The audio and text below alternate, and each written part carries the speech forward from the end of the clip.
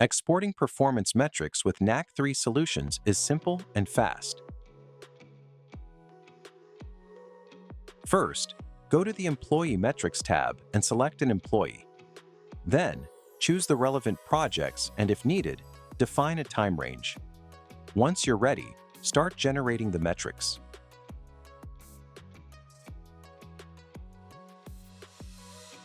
After the metrics are generated, select one of the two available export options and choose where to save the file on your computer.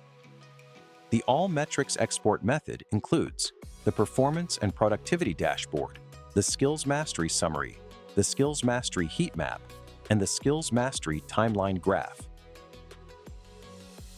The Skill Masteries export method includes only the Skills Mastery Summary. This data is signed and certified by the application to prevent falsification, as it may be used by other features.